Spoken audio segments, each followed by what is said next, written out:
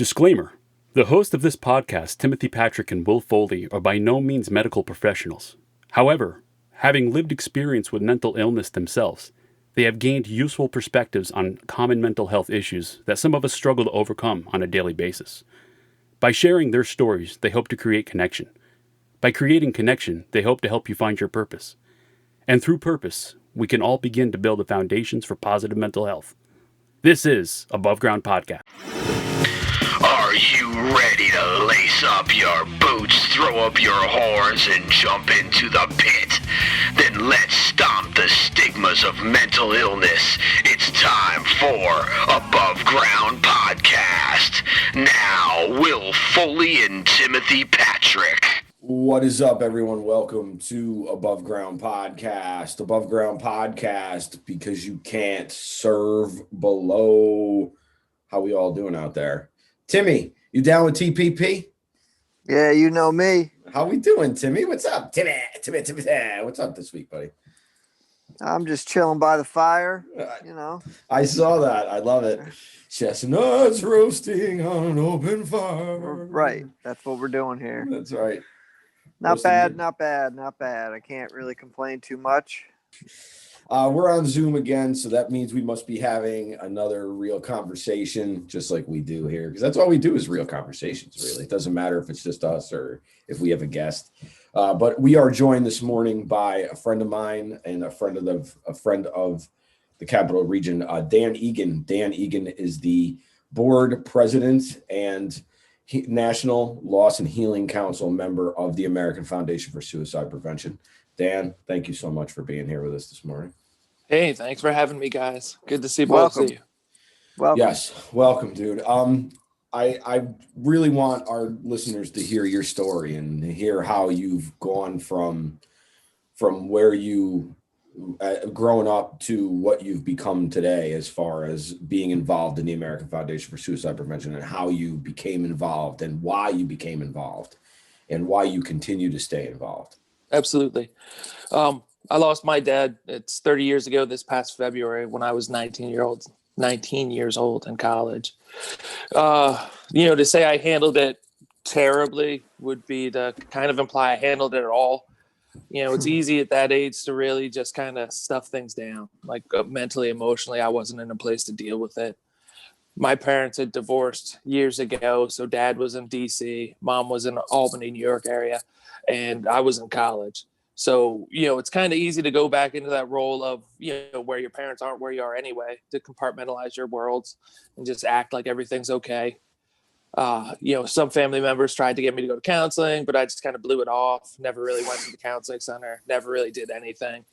At times when I was upset, I would self-medicate, usually with alcohol.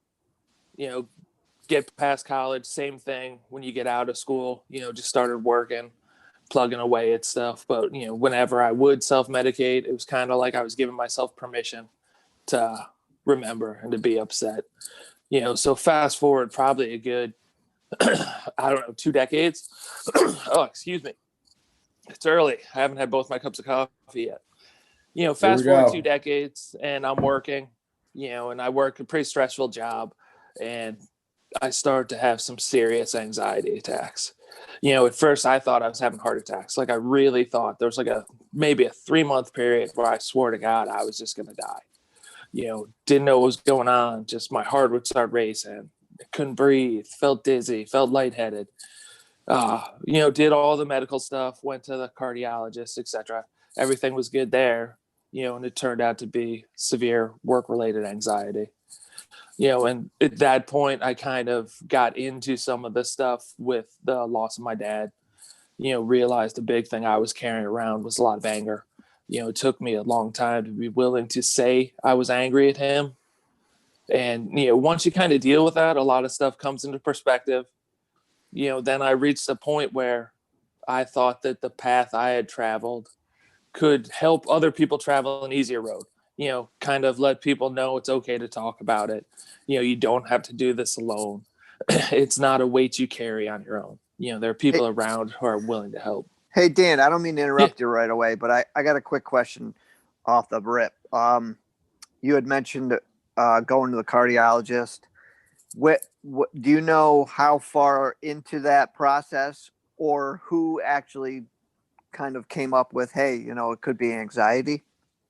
It was kind of all along the way. Like every time I would go, they'd be like, yeah, your heart, it's a normal rhythm, and just in my head, I was convinced it couldn't possibly be.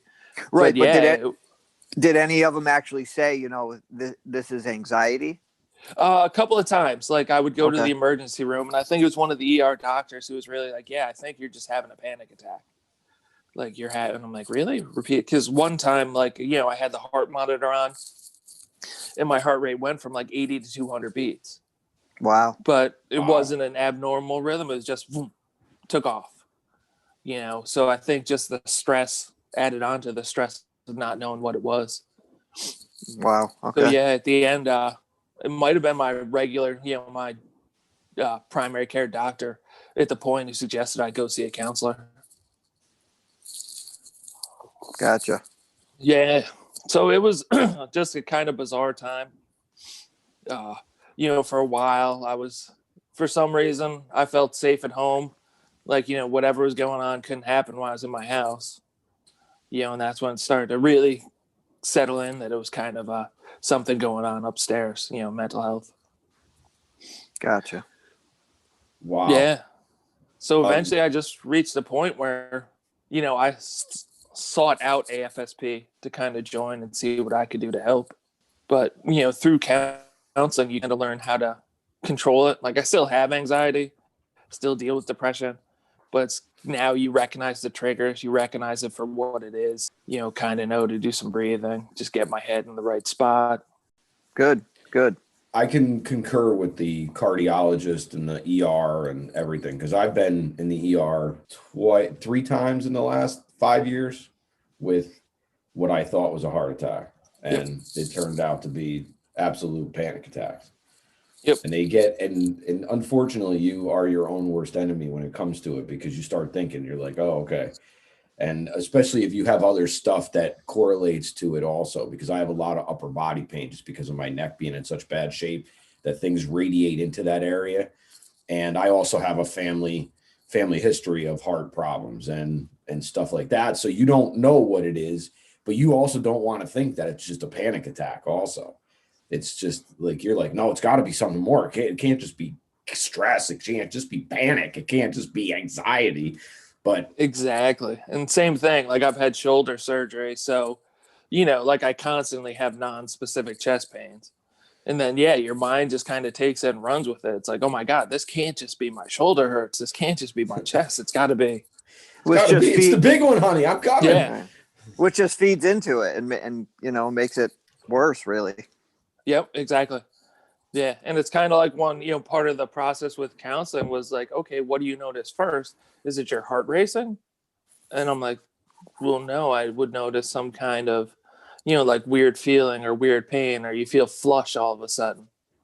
And then the heart starts, and it's like, okay, so that's the trigger for the second part of it. Well, what's the actual trigger though? Like, what would cause the flushing? Would there be an emotion?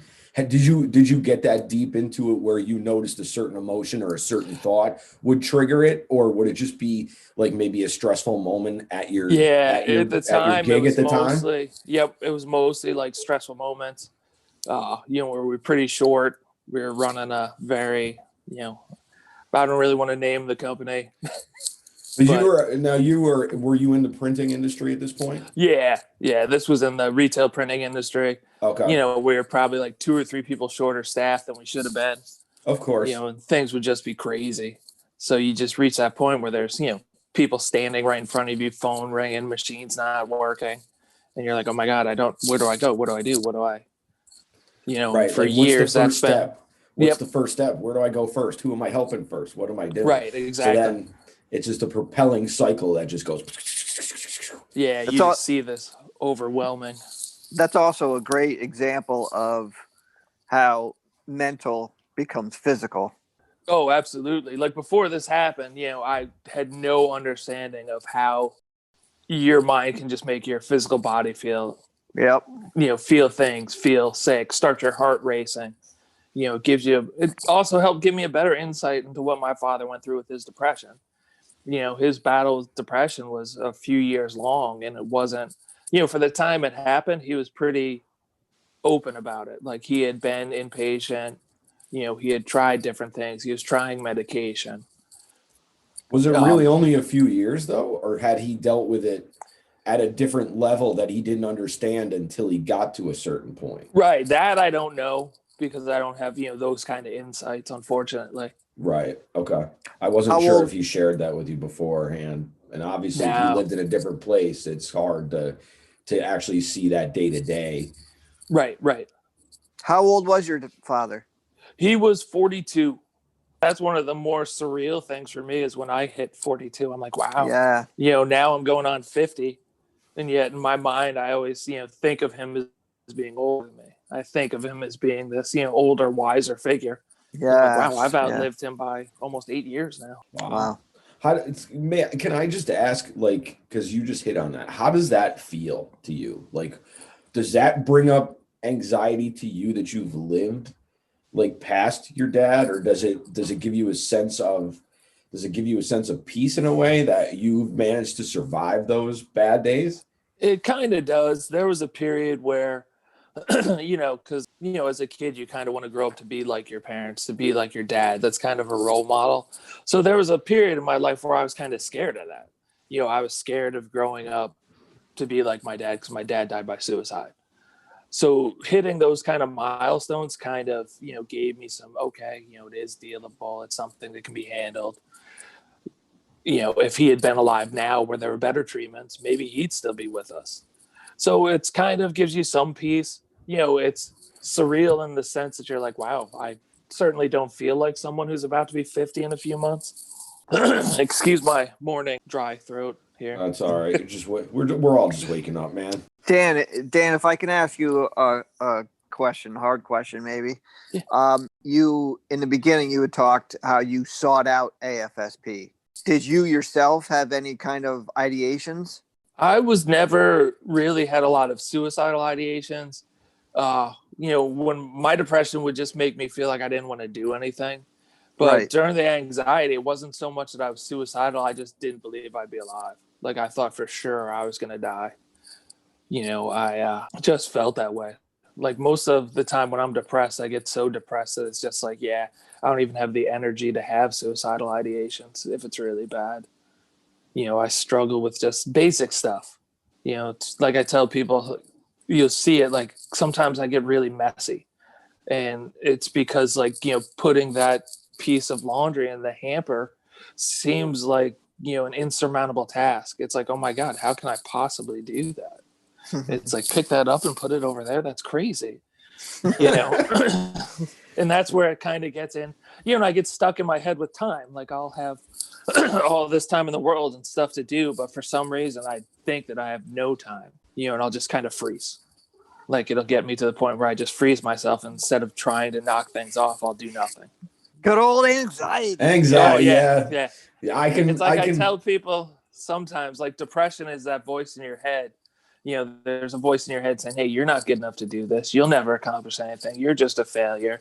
You'll never live up to expectations. And then there's that other little voice in your head that's your anxiety, and it says, yeah, you know what? Everybody else can see it too. Yeah, the Gremlins. The Gremlins. Yeah. Failure rings out in all the chords, man. Yeah. It doesn't matter. It doesn't matter where it's at. It's like, I totally can understand that. I relate to that, because that freeze it. Like, it's very easy to get overwhelmed, but it's very easy to have that overwhelm just freeze your ass to the seat. Oh yeah. Instead of just being like, all right, I'll knock off the little things on this list. You're like, wait, no, and then you just don't do anything. That is another perfect example of the whole, logical mind, emotional mind. You know what I mean? Right. It's like, I even tell people, when you talk about my dad's, suicide, the logical versus emotional, as having gone through all this and know the research and worked with folks, there's that part of me that knows, like, my dad was suffering from depression. He battled with it. He, fought the good fight, but it just eventually, the fight, he lost. But then there's the emotional part of me that's still just a 19-year-old kid who just wants his dad back. Yeah. Sure. So there's always that struggle with that kind of loss that people, it's different than other kinds of loss. There's a blame, there's a, even though it is a disease, it's getting people past that to be able to see that, hey, this wasn't something they didn't fight. Like, people don't see the fight when people die from a suicide. They tend to only see the ending, and they don't realize that said. they did fight. My dad clawed and scratched to stay alive. It just eventually the fight got to be too much. Do you feel that? Said.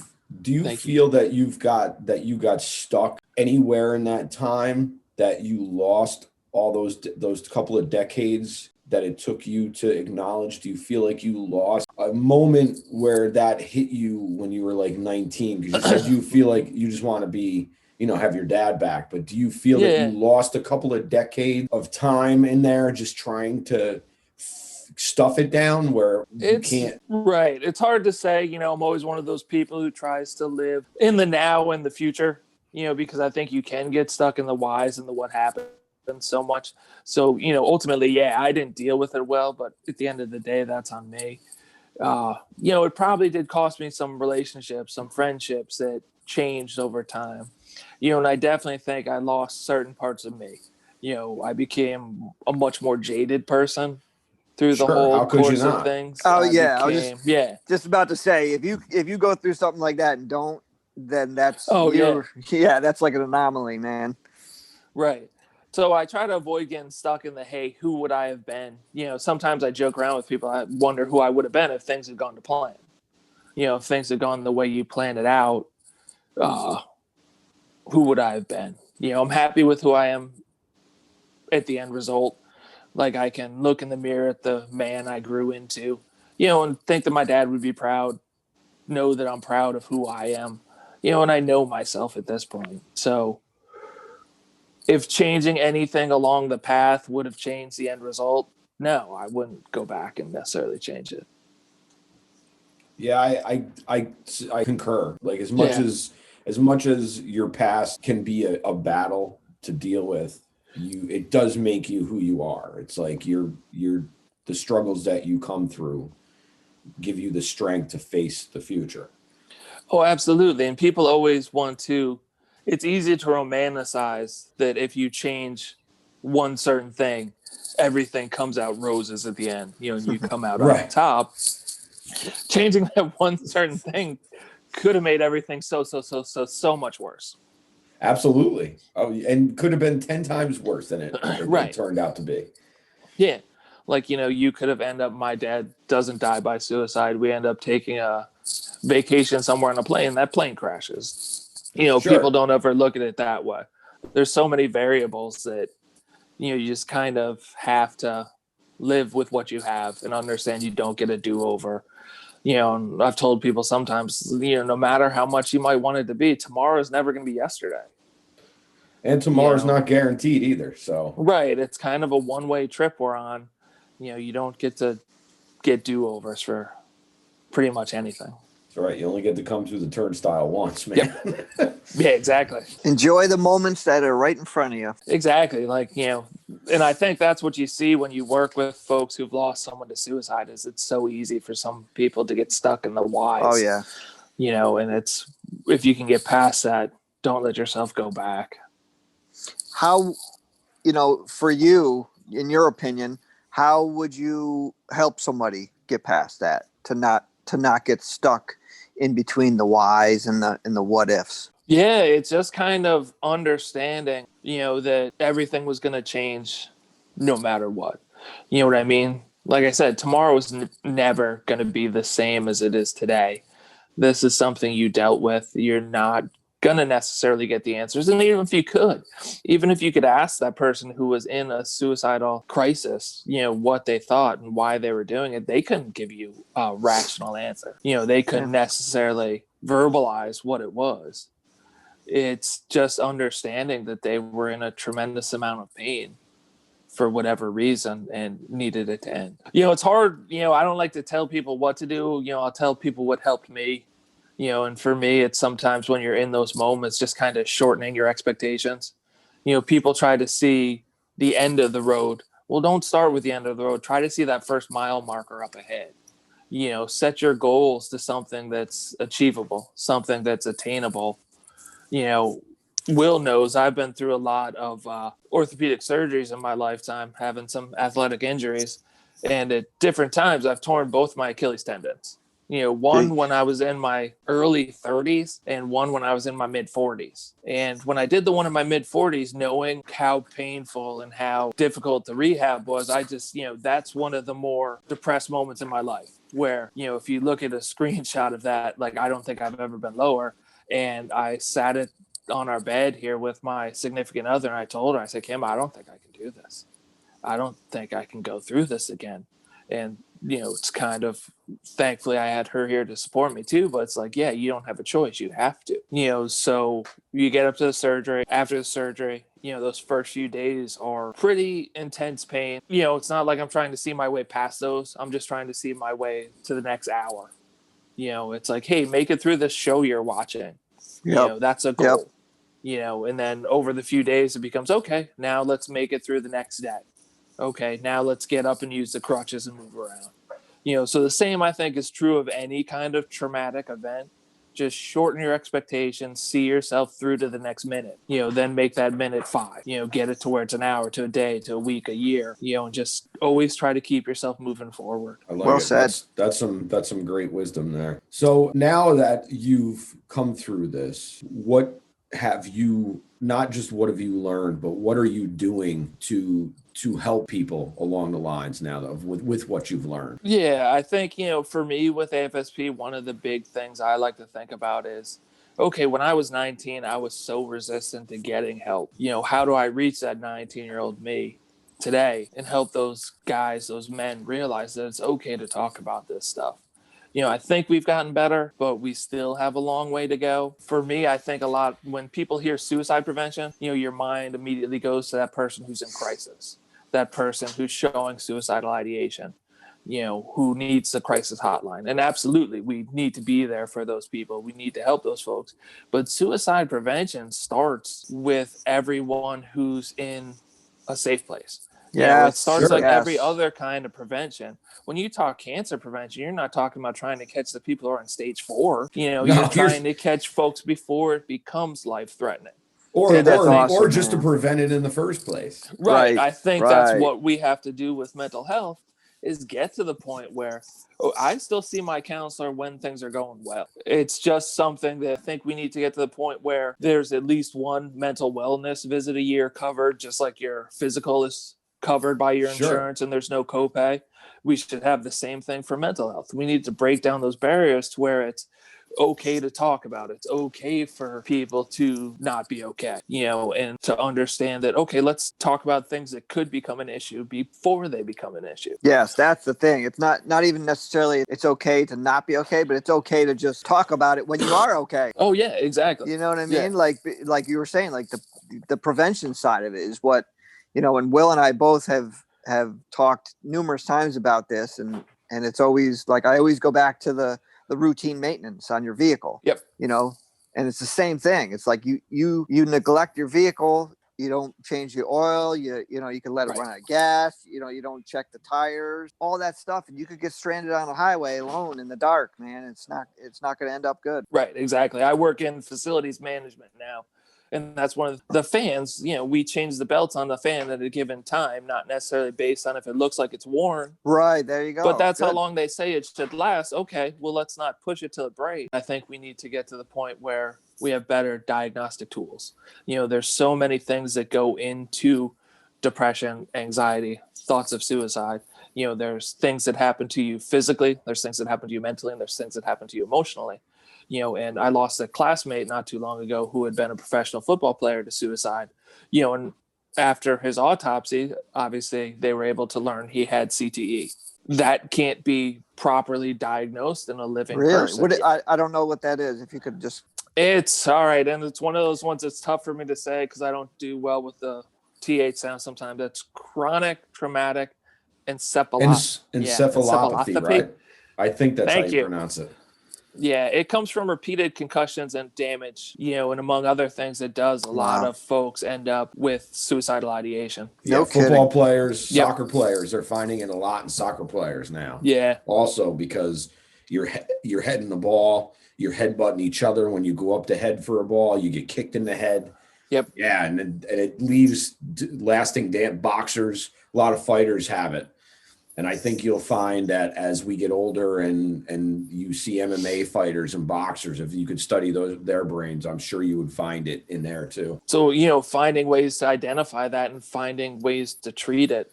We don't really understand as much as we need to about the brain. I think it's the last, real great discovery left medically is how to treat things like that. Now, are you on any medicine do you have a diagnosis of anything? Such as anxiety and depression. Yeah. Okay, so you do have anxiety and depression. I don't know how to say. I think it's the generic Lexapro. Escitalopram, maybe, if I said it right. Lazopram, maybe? I forget what it is. I was on Lexapro for a long time. On the CVS reporting. I'll save it. I'm on this. Wait, damn it, people. Tell us about your work with the American Foundation for Suicide Prevention and how you got involved with getting into the National Loss and Healing Council. Yeah. I've been working with them for about a decade now. I always struggle saying sought them out. Track them down. We'll use track them down. Went to a few meetings, eventually joined the board. I've been on the board for our local chapter, off the board, back on the board. It's the kind of thing where sometimes you have to step away just to gain some perspective, figure out where you are. Obviously, it's something we do as a volunteer, so our lives in general change and what we're going through changes, and you need to make sure you're in the right spot in your life to be proactive and help folks. And then at some point, someone I knew who was on one of the boards nominated me to join the National Loss and Healing Council, and it was a great honor, great opportunity. Happy to do it. Recently, within that council, we have subcommittees, and I am now co-chairing the subcommittee for our Healing Conversations program, which is, to me, one of the best things we offer, especially on the local level. It gives folks who have lost someone to suicide a chance to talk to someone who has shared that specific loss. We try to pair them up not just with someone else who is a suicide loss survivor, but someone, if you've lost a parent, you might get paired up with me. Or if you've lost a spouse, we try to pair you up with someone who has also lost a spouse, so that they really have those. Yeah, it's an amazing program, and you can see it really helps folks. Visits I've been on, it just gives them, nothing helps sometimes more than understanding. And no one's going to have more of that understanding than someone who's traveled a similar path. Yeah, we just talked about that recently. We did, we had an episode, Do It For Johnny, where we had parents of their son lost his life to suicide. And that's one. But then we also talked, I think it was with the Rock Bottom episode, we had talked about, we were talking about seeing like medical professionals, and Will had said, I'd rather talk to somebody who has been through it, and understands. Yeah. I think the peer-to-peer thing is, I think peer-to-peer is super important, because I think it's very important to have someone who has walked the same walk that you've walked, because I think we can now granted, you need professionals also, but you need the team. Oh, for sure. I think that team, right. That team is better than solo individuals. Yes. But you also have to recognize that certain members of the team may work better at specific times, and that certain members of the team may be good for maintenance, but maybe not be good to go to in case you're having a hard time. Well said. Yeah. Nailed it, Will. Nailed it. And I think it's just big to surround yourself at times with people who have empathy for what you're going through. And it seems so hard sometimes. Society lately has become just, that's like an emotion that seems to be fading away. And the one thing I was talking about the other day is it's it's so easy to make people mad, to get somebody angry, to get somebody upset, to say something negative. It's so easy. It's like our basest emotions, and we can draw it out. It's so hard to make somebody laugh and smile. Well, I think it's, I think it goes back to we're all struggling in our own way, Right. And, which again, we've talked about before, being the 1 in 5, we're dealing with the weight that we already have. And then on top of that, sometimes we have to deal with carrying a conversation or educating somebody on, certain situations or specific topics of maybe how to handle it, so it's like, it's 2:00 in the afternoon and some days you're drained. You have nothing left. Yeah, boundaries are very hard to set if you don't know how to set them. And especially when it comes to having conversations with people. And I find that, and yes, you know what, we're all looking, we don't need to look very far to be pissed off at something. I mean, you can see a million things in the world to be pissed off about. But I think sometimes we're also looking for somebody to piss us off just to release something. Right, give you permission to let that out. And I don't know if that's necessarily a good thing. I don't know if that's a good pressure valve to have. I think there's better ways to do it. But I also think that some people haven't gotten far enough along in their journey to even want to be educated. Because ignorance sometimes for people is bliss. But I think if you ignore something too much, it just comes back like 100-pound sledgehammer and bashes you in the head. Oh yeah, definitely during my own journey, I've because I'm pretty outspoken, I raise money, I'm willing to talk about it. I've met some folks who've been like, yeah, I just don't understand depression. And I'm like, God bless your heart. You are the luckiest person I've ever met. Yeah, I was going to say that, you lucky bastard. And I hope you never do. Yeah. Bless your soul. That's right. Good for you. And I think that's what the pandemic unfortunately has done, is to expose a lot more people to anxiety and depression, and not, because as people, we have this silly notion that we believe we control our environment, and as you take away those controls, that's kind of what really sets off some of the triggers for anxiety. Absolutely. And now you have, thousands upon thousands of people dealing with it. Which, I hate to say it it's a good thing, but it's a good thing in the sense that it brings light, it brings some attention to some of this, because let's face it, the people like us that are trying to bring awareness and talk about these things are people that experience it. Like you're not going to support a trauma unless that trauma happened to you. It's good in that sense, if you ask me, just because it's shedding some light on it, and people are saying, well, maybe this thing that guy talked about is real. Right. No, that mental health stuff, maybe that really is. Oh, that does happen. I think there's a big natural equalizer going on here, because I think what this does prove is that we are a lot more interrelated, whether we want to ignore it or not. Because I think a lot of people want to ignore the fact that we're a lot more alike than we are different. And a lot of people want to ignore that. However, I do think that this does open that question to say, well, everything is interrelated. Just like with mental health. Obviously, your mental health affects your physical health affects your mental health. You can't have one. Oh, absolutely. So, and I think we're seeing that in society now where, yeah, sure, we want to narrow our view to just ours, but what we're doing is that you can't, because you are more of a bigger fabric than you want to give credence to. I think that you can't put that genie back in the bottle. And it's time we start facing that. We're a lot more alike, and we have a lot more, there's no separation from anything. That separation is this fallacy that we live in.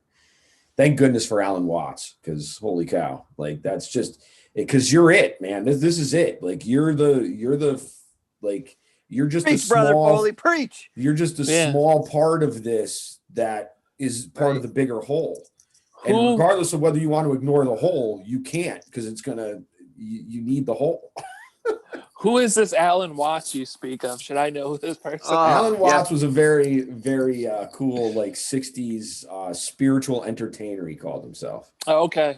Kind of a philosopher, yeah. He's a philosopher. Gotcha. Yeah, was amazing. He died I believe he died in 72. I believe he died the year I was born. And, I'd like to be a philosopher, but I've heard it doesn't pay that well. It doesn't really pay that well. Actually, you have to pay to be a philosopher. So. Right. Yeah. If anybody's looking to hire one, I'm available. Kind of like being a podcaster. That's right. Right. Dan Egan, philosopher at large. Yeah, philosopher podcaster, pretty much I'll the do same parties, bar mitzvahs, whatever you need. Kind of like heard it the here, wedding folks. singer. Kind of like the wedding singer. What else? So what else are you doing? What else does the Healing Conversations program provide, and what else does it do? And what have you taken from that program? Yeah, I think it's a program that, what it provides is amazing. What we really need to do is market it and get people aware of it. I think we've counted on word of mouth and referrals. We need to find ways to let people know that the program's available and that it's out there. Well, what can you do that right now? How do we access this program? Absolutely. And maybe we'll even cut in the little PSA we made. I have not gotten the PSA part of it yet. Oh, I have it. Okay, send it to me. I don't know if I can send it to you. He can post links in the show notes. Yeah. It's if you go to afsp.org/healing conversations, you can find the contact information to schedule one. Or you can find the local coordinator and it'll have phone numbers, etc. Or you can schedule it right online. And the nice part now is it's kind of a good and bad that's come of this we're doing them all virtually right now. So that means, no matter where you're located, we'll be able to pair you up with someone. We used to do them in person with a team of two, but now it's virtual and it's usually just one person doing it. But it is awesome. A great, it's definitely helpful. It's helpful for the folks who deliver them. Sure. I was just about to say that. It's just nice to know that sharing what I've been through can actually help a person. Well, I'm sure I can speak for both of Will and I that, if you ever need any help with that, we would be willing to help out. All right. Yeah. And if there are folks listening to this who are interested in becoming a Healing Conversations, I forget what we call them, but volunteer, the one requirement is obviously you've lost a loved one to suicide, but you have to be at least 2 years out from your loss. And then there's an interview and training process to make sure you're a good fit for the program in terms of delivering a healing conversation, because you need to understand how to correctly speak to a loss survivor, and not to trigger things, but to provide help. Help, hope, and holding space. That's what it's all about. Oh, I like that. There you go. I'll have to borrow that one of these times. Absolutely. Just when the episode comes out, just write it down. Because I'm gonna have to write it down when I go through. I'll make sure I give you a nickel every time I use it. There we go. Dan, I appreciate you being on, man. This has been awesome conversation. Oh, anytime, man. I love it. It's great to talk. As I said, we just need to talk it into existence. That's what we're doing. We always end the conversation with 3 questions. The bookend questions are serious questions, and the middle question is kind of a lighthearted question, just because you can't take life too seriously all the time. All right. I was watching Jeopardy before I came on, so I'm ready. Yeah, no, there's none of those Jeopardy answers are going to be in this question. I don't think. What is okay. Do you have a favorite or least favorite word? Wow. Jeopardy didn't take care of you, did it? I've made up a lot of words in my lifetime, so I'm going to go with my favorite. We'll call it more of a phrase because I made this up a few years back, is collaborative synergism. Ooh, I like that. Or another friend of mine, well, I'll call him more of an acquaintance, has worked hard to change the past tense of squeeze to squoze. So what would squeeze and squoze be? What would squoze be? That's the past tense of squeeze. Yeah, like you squoze. Instead of like squeezed. Okay. instead of I squeezed the ketchup bottle, I squoze the ketchup bottle. I like that because it sounds better. It actually makes Right. more linguistic sense to me. Wow. I guess my least favorite word again would be a phrase would be committed suicide. Good one. Yeah, we've had lengthy conversations about that. Yeah. If we could just say died by suicide, or I like to say my dad lost his battle with depression. Yeah, and I think that's a better way to phrase it actually, because I think that legitimizes it more than because we concentrate so much on that final result, Right? As opposed to what it took to as opposed to what was that you fought for life prior to that, Right? Exactly. Because we really know it's a fight for life. And I know the answer to this question, but I'm going to answer it anyway because I love this question. And some people take this question very seriously. Other people just kind of laugh and think it's cute. You know, I'm a very serious person, so. Cat, dog, or other? Well, I mean, that's an easy one for me because I have 4 cats. And that's a low point in our cat, collection level. Like we're at 4 right now. We've been much higher. I like dogs too, but there's so much work, man. You got to let those things out. You got to walk them every day. Yeah. You got to, Right. They are a bit of work, which is part of the reason why I don't have one anymore either. Yep. And then, but now I got a question for you though, because you are a cat person. What do those cats provide you? I mean, as far as they give you that ultimate friend, man, like a pet or a cat, dog, whatever. You have that friend you can talk to who, these cats or the pets I've had in life have seen me at my best and they see me at my worst. And no matter what I am, they've never judged me, and all they do is provide me with love. Like, and that's all they ask for in return. No matter where I am in life, like they don't really care. They're not going to judge who you are. They're just going to give you what they give you. See, Fernando loves you, Timmy. Fernando. So, all right. So Dan, if there was something that you could do or you would like to see done as a whole for mental health, what would it be? I mean, I think a big one is just to make it more accessible for people, so I think having at least like a mental health physical, like building that. I don't know what it looks like. I don't know what it would involve. I just know that I would like to see it happen. When you go to your physical now, they have like those questions. Like I went last time and they give me this little sheet. It's like, on a scale of 1 to 5, how depressed are you every day? And like, we're at the point where at least they're asking those questions, but I don't really feel like they want the answers. Yeah. It's funny because to jump into that, I actually had to fill one out at one of my recent doctor's appointments and she left the room. So I actually took a picture of it with my phone because I wanted to bring it home just to look at it because I'm like thinking to myself, I'm like, dude, you're not asking anything.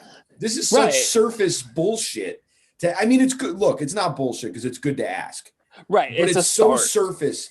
It's so surface oriented that it's almost like you don't necessarily want the answer because you don't have an answer except to say, well, do you want medicine? We don't have the tool. We don't have the tools to do it. Exactly. We don't have the tools to give people that will help them fight. It's like, it's a surface question of, are there days where you find it hard to get up out of bed? Well, yeah, but it doesn't ask the second question. Do you still get up out of bed? Right. Like, there's having the feelings, and then are you at the point where you need something else to help you fight those feelings? And this is what the something else is. Again, like I think we just need to get there on the medical side. And the same with medications. Like you'll see warnings on a lot of medications that apparently we know that medication can put thoughts of suicide into someone's head. I shouldn't say we know that, but it appears to be something and it's not necessarily on antidepressants. It's been warnings on multiple different types of medicine. So logically speaking, if we know if that is possible to happen, well, then the inverse should also be possible. We should be able to find something that helps curb those suicidal ideations and get people through those. You would think, right? But you would think that you would also think though, with so much work that goes into these medicines, that they would have figured out a compound that would not bring those things on. Yeah, Or I just think it comes back to the not understanding brain chemistry. Yeah, I think it's different for each person. It's hard to really to negate the whole thing. But Right. I think more or less, I think we should try and focus more on, you know, yeah, here's medication, and I'm not against medication. I take medication, but at the same time, you need to do other things besides medication. Right. And There's a understand. whole Yeah. there's a whole plan in place. You know, like if you were to go to the gym, you know, people go to the gym and they eat right. They do certain workouts for certain things, and they just live more of a healthy lifestyle. But when it comes to mental health, we don't, it's like, it's the same thing with the whole pandemic. It's like, all we do is say, here, wear a mask. It's like, no, why don't we concentrate on maybe building our immune systems, getting better sleep, eating better. No one talks about that. And I really don't know why. It's Right. goddamn annoying is really what it is, because that is such a huge factor. Like we talk about this medication and how, these pharmaceutical companies and government get involved and they don't really narrow down or improve anything. Nothing's really evolving. And the Right. foods that we eat, some of the foods that we eat is actually foreign to our guts, and so. Oh yeah. And again, we don't understand what reaction that has to the brain chemistry. And Well, I mean, your serotonin is made in the gut. So if you're Right. eating shitty foods, guess what's going to happen? And I'll use kind of the cancer one too. Imagine you went to a doctor to get treated for cancer and they said, here, take this, and then come back and tell me how it makes you feel. We don't have the diagnostic tool to say, okay, you have this is what's causing your depression. This is what's needed to treat it. And if it's from an injury, well, is medication really, we don't understand nearly enough. Like we don't have the diagnostic tools. It's all trial and error. I feel like at times it's hit or miss. It's like, take this anti-anxiety medicine. Did it work? No. Okay. We'll switch you to this one. Which I can understand that to a certain degree, but at this stage of the game, we should be a little bit further along. Exactly. Like, how come there's no test we can take to be like, oh, I see this chemical is this level. Right. I think there is something when they can draw blood and for your specific for that specific person. But again, the question is though, is that covered by insurance? Because again, there's things out there like Dr. Egan has that he can do those scans, those spec scans. But spec scans aren't covered by a lot of insurance, and they're super expensive, and they're not accessible to everybody. Right. Well, no, but at the same time, he could also make them more accessible and less expensive.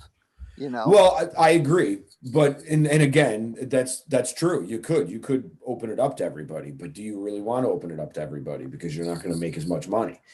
That's the thing about where. I mean, if you open it up to everybody, lessen the money and try and get more insurance to cover it, you might not be making that much less money because more people are going to be apt to do it. Well, I agree. I agree. And again, if you have the integrity to get up on screen and get on these social media platforms and say, this is what works, this is what will work, and then don't fucking do anything to help, really, then I got a problem with that. Like if you have the integrity to stand up and say, this will help. And yes, you've done the research. And yes, for me, in my eyes, what I am hearing, yes, this will help. But now you have somebody that can't afford it. Well, so then what do you do next? It's like you're going to stand there in your millions and millions of dollars in your jets and your fancy cars and your 4 homes and say, you know what? I want more money. You know what? Fuck you. That's what I say to that shit. Wait, I didn't know I could swear during this thing. Oh yeah, I didn't. Oh, damn it, Tim! Why did you do that? Yeah, no, there's no editing here, man. This is. I just, you know what? It's just I'm on a kick now. I just see all these people. The mental health community, and they fly in on their jets, and they tell you what they think that you want to hear, and then they leave, and people, eat it up. They've got millions and millions of subscribers, and it's like, dude, that's not really what it's about. You know what I mean? You can take as many fancy pictures of yourself and post it on mental health awareness, and it has nothing to do with mental health awareness. Not a goddamn thing. It's like people want the easy answer. They want if you do these 2 things, you're going to be happy with your life. They want a magic pill for everything. And unfortunately, especially when it comes to this stuff, there's no magic pill. Because Right. again, it's again, when you, and I'm not against medication at all. I've been on and off of it for a long time, but I'm not on it right now. I can see I see its benefits, but I also see what long-term use does to someone, because my mother is like she's been on this medicine for going on 50 years, man. If not, you know what I mean? So it's like, I see what the long-term effects are of this. There's got to be positive long-term effects as well. Well, I'm sure that there is, but you're constantly, like, when something doesn't work and you have to throw something else at it to see if it works, that you, like, again, I don't think we look at it long-term enough to say, these combinations work as opposed to these. Oh, right. Yeah. And again, now there comes to be a personal responsibility in that, because obviously you do owe it to yourself to maybe, if you are going to take that journey of medication and you know that you're struggling and you know that certain things help, but a doctor suggests a change, then maybe you need to say, well, this has been working. Why do we need to change it? What are you seeing that I'm not, because I'm okay, but you want to change it? Or do you want to change it because you're going to get another 35 cents from the pharmaceutical company? There you go. Preach. Well, I'm not coming down, like, I'm not coming from the side of bashing anybody, because again, they will all tell you, we don't know what's going on. We're just gonna throw shit at it and see if it sticks. We're gonna throw spaghetti at the wall and see how many strands of spaghetti we can get and see what kind of pretty pictures we make. And again, that's a big part, is I think the research into mental health is incredibly underfunded. Oh, absolutely. Bingo. Yeah, you look at the millions and millions of dollars we spend on cancer research, and it's made a difference. If you go back to, I always go to the Jim Valvano speech in sports. Oh, yeah. And listen to what he said about the fact that at that time, and again, they're all important things to spend money on. At the time Jim Valvano gave his speech, more money went into AIDS research than went into cancer research. And look at, if you make that moment the point in time, and then look at the change in the money spent, and the change in the outcomes, and the change in the results, it shows you that matters. Awesome, well, Dan, dude. That was a great conversation, a great healing conversation. All right. Way to get the buzzwords in there. I appreciate it, Tim. We're good at getting buzzwords in, man. We can put them all in. And I appreciate you both. And Tim, if you ever want to, do more with AFSP, you know where to find me and Will. Yes, I do. I just try to support it in supporting Will, because I know what he does. He does a lot of stuff for it, and so I try to support him in that.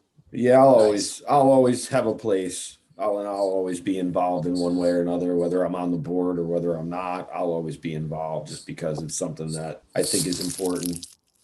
It's in our blood, Will. I really enjoy doing it, and I enjoy a lot of the people that I come in contact with all the time. So, right, Dan, thanks, dude. Be well. Be safe. Be above. Whoa. If you've lost someone to suicide, you may feel overwhelmed by grief, confusion, or even anger, but you are not alone. The American Foundation for Suicide Prevention offers support in the weeks and months following a suicide. The Healing Conversations program gives those who have lost someone to suicide the opportunity to talk with a caring volunteer. Having experienced suicide loss themselves, our volunteers know firsthand the emotions associated with this type of loss. They can offer comfort and guidance, as well as community resources that may be useful on the path ahead. Healing Conversations are available in person, on the phone, or by video chat. To learn more about the American Foundation for Suicide Prevention and how to schedule your own healing conversation, please visit afsp.org/healing conversations.